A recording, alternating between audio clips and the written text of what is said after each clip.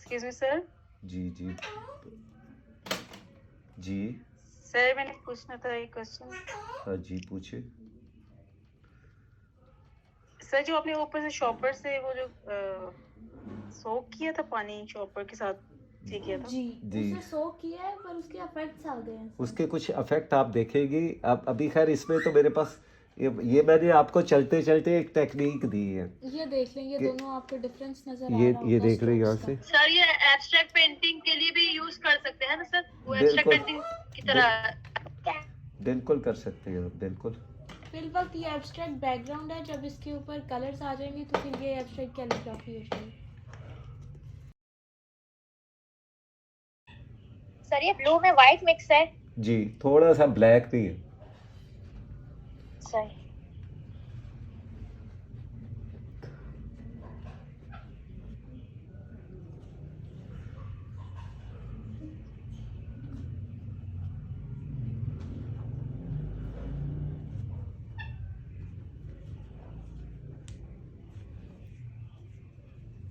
Sir एक question पूछना था। हाँ जी, पूछे।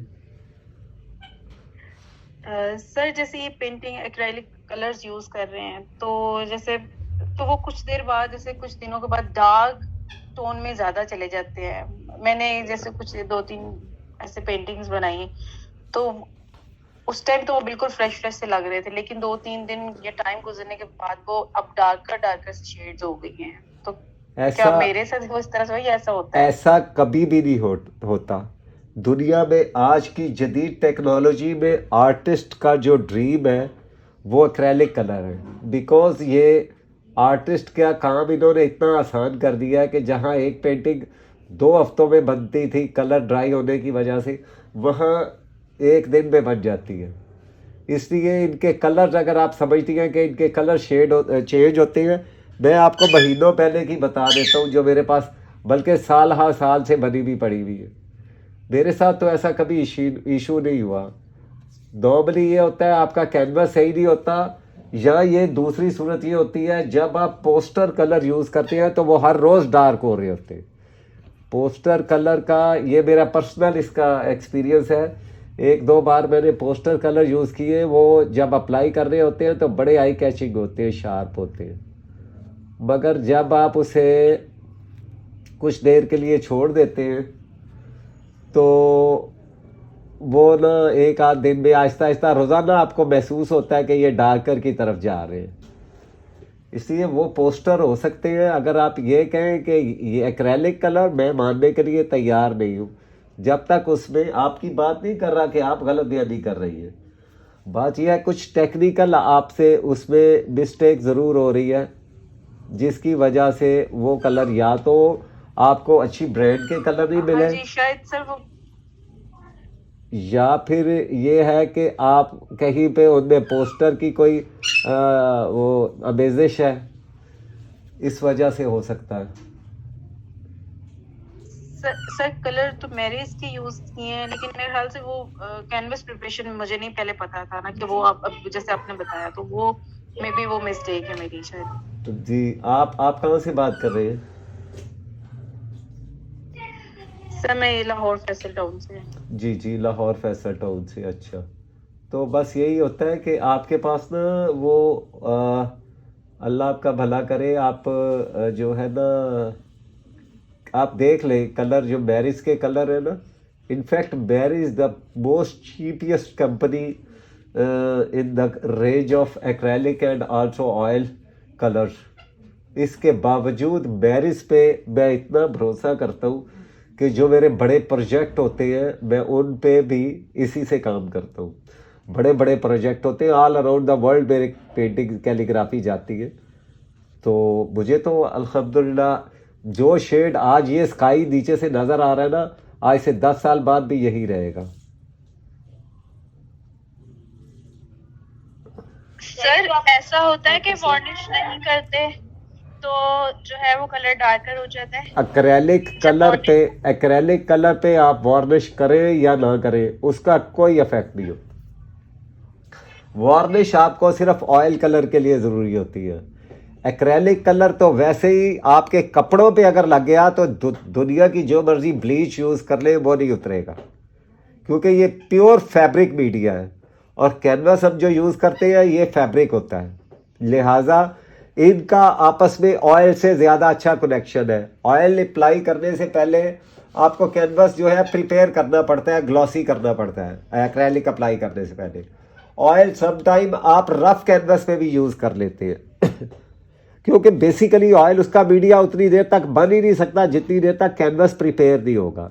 कपड़े पे जब भी आप जो कलर कपड़े को कलर करने वाले लोग होते हैं वो भी वाटर कलर से ही उसको जो स्टार्चिंग या जो वो कलर करते हैं वो करते हैं।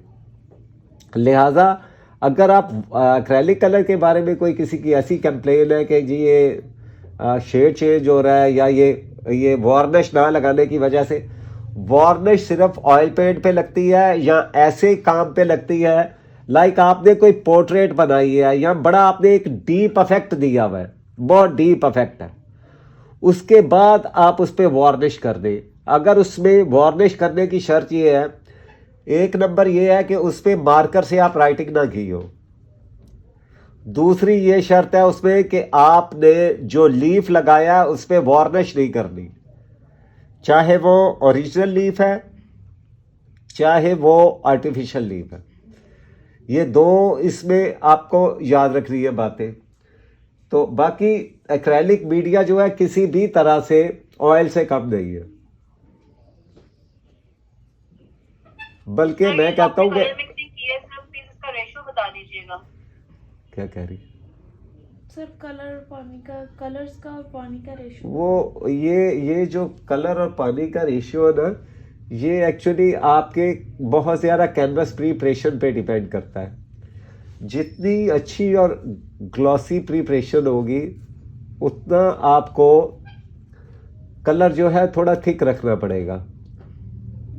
और सर मैं इसकी बात कर रही हूँ जो अभी आप लिख रहे हैं ना अल्लाह ताला के नाम, इनमें जो आपने कलर मिक्स किए हैं तीनों, इनका रेशियो पूछ रही हूँ। कोई सर कलर्स की रेशियो पूछ रही है कि कौन सा कलर कितने परसेंट है, ये जो तीनों शेड्स हैं। एक चीज़ मैं दिखाता हूँ, मैं बताता हूँ ये जी सर। आप देखें, जब ये बैकग्राउंड बनाएंगे इस हद तक डार्क देने के लिए या इस तरह के 100% इफेक्ट ना मेरे से भी नहीं आ सकते ना, पहली बात समझने की ये है। दूसरी बात ये है कि जब आप ब्लू नीचे अप्लाई कर देंगे वो ड्राई हो जाएगा, उसके बाद पैच वर्क में आप ब्लैक करेंगे, फिर शॉपर चलाएंगे, फिर आप देखेंगे आपको सबसे नियरेस्ट जो ना दिखने वाला कलर है, as you can see in this class, के आपको ये रिफ्लेक्शन की वजह से बहुत नुमाया नज़र आ रहा है, अदरवाइज़ ये इंतहाई डिम शेड है। मुझे भी बड़ा गौर से देखना पड़ रहा है क्योंकि 3D का इफेक्ट आपको मैंने शायद पहले समझाया या नहीं, आप फिर देख लीजिए। एक ये है, एक ये है, एक ये है, एक ये है। अब ये अपने शेड्स की वजह से ही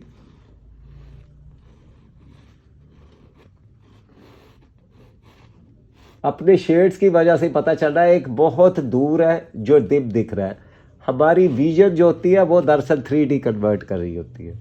ये सबसे नज़दीक नज़र आ रहा है हमें, इसका मतलब है ये सबसे क्लियर है, ये डीज में जा रहा है, ये बहुत डिम है, ये थोड़ा क्लियर है, ये ज़्यादा क्लियर है, ये हमारा मेन करैक्टर है।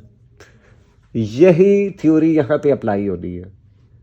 ये पहला कोट है। अब दूसरे कोट में मैं क्या करूँगा वो भी मैं आपको अभी बता देता हूँ।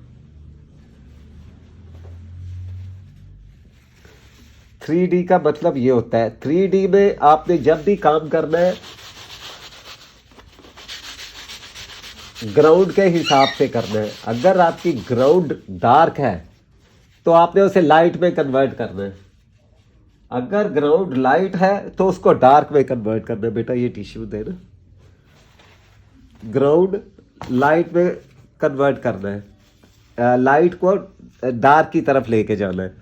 ये तो मैंने आपको एक पिछली दफ़ा भी एग्जाम्पल किया था, शायद आपको मेरी उंगलियों के शेडो नज़र आ रहे हो। ये 3 डिफरेंट शेडो हैं। यहाँ पे कोई वाइट पेपर है, यही दे दे बेशक, अगर आपके पास मौजूद हो तो। नहीं इस पे नहीं, चलो दे दो यही। ये देखें ज़रा, आपको इस पे मेरे 2-3 फिंगर शेडोज नज़र आ रहे हैं? बोल दीजिए। जी सर, जी सर। ये जो सबसे डिम है ये दूर है, उससे नज़दीक दूसरा है, तीसरा है, और ये मेरा मेन करेक्टर है। अब इसके पीछे जितने भी होंगे वो दिखेंगे तो लाजमी, मगर 100% क्लियर नहीं होंगे, पहली बात। दूसरा ये कि अगर वो ज़्यादा विजिबल होंगे तो वो 3D में नहीं रहेंगे। ये देख लीजिए, ये 3 शेड आपको नीचे इसमें नज़र आ रहे हैं, चौथे में आपको मेन करेक्टर मेरा हाथ नज़र आ रहा है, ये है 3D।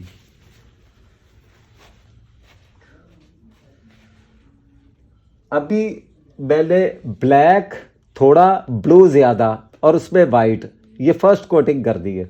अब मैं इसे ड्राई करता हूँ। बस इसी को आपने सिर्फ फॉलो, इसको कलर स्कीम को करें और टेक्निक को करें। उसके बाद आप जब बाय सेल्फ ये करेंगे तो आपको बहुत ज़रूरी है कि आप कलर स्कीम भी चेंज करें, कंपोजिशन भी चेंज करें। अब देखें, ये है सेकंड कलर, ये देखिए,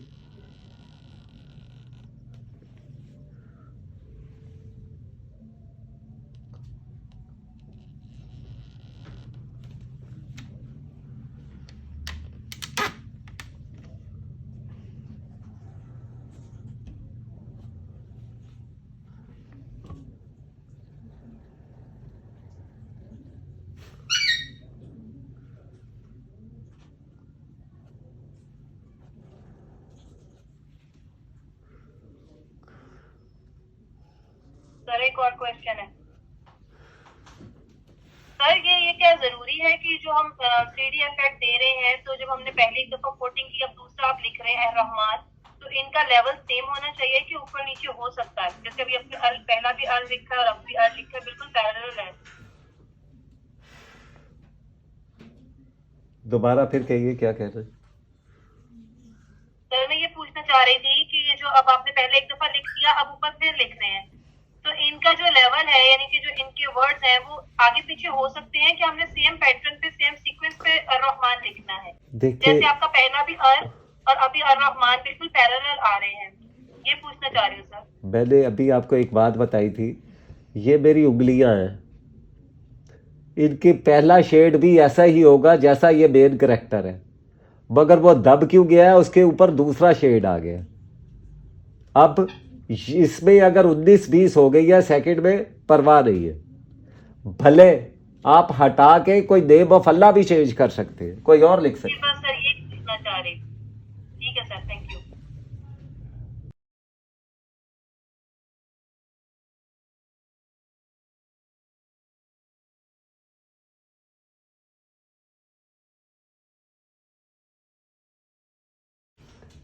सर जो आपने सेकंड टाइम लिखा है उसमें और कौन सा कलर ऐड किया है? सिर्फ वाइट।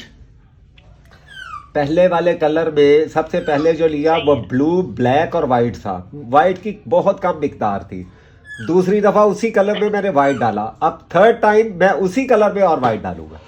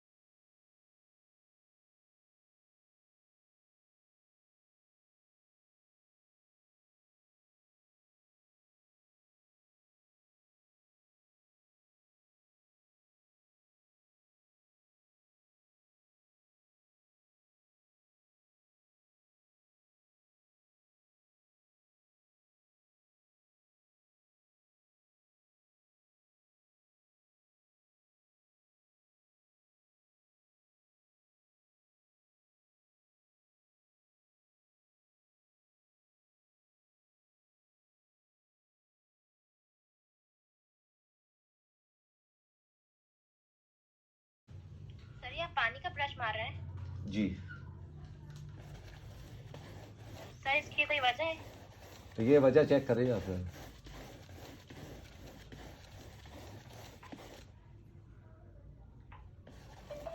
इसकी वजह ये है कि कलर सही तरह ब्लेंड हो जाएगा। जी सर। और सर आपने ये जो लेमन ओकर लिया है तो इसके अंदर आपने पहले से भी इसमें पानी डाला होगा? नहीं डाला, इसमें नहीं डाला। इसमें मेरा ब्रश ही काफ़ी ज़्यादा गीला है जिसकी वजह से मुझे पानी की ज़रूरत नहीं है। ये कलर जो मैंने वॉशेस के लिए यूज़ किए हैं ना, वो है लेमन येलो, अब आ रहा है येलो ऑकर। जी सर।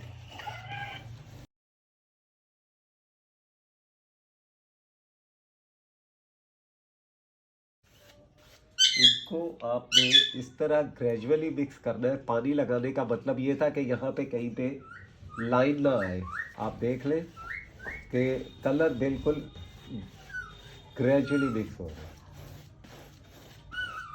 जी ठीक सर। है, ये आप थोड़ा सा पेंटिंग माशाल्लाह टोटली चेंज हो गई है। अच्छा, यहाँ ये बात आप जहन में रखिए कि मार्कर मैं आपकी कन्वीनियंस के लिए यूज़ करता हूँ कि वो स्टूडेंट जिनको अभी ब्रश यूज़ करने में, ब्रश के साथ लिखने में प्रॉब्लम होती है, वो अभी यूज़ टू नहीं हुए ब्रश के, उनके लिए कि वो भी बनाए, वो भी इसी मुआशरे का हिस्सा है। वो किसी तरह से ये फील ना करें कि फ़लाँ ने बना रही है पेंटिंग और हमने नहीं बनाई।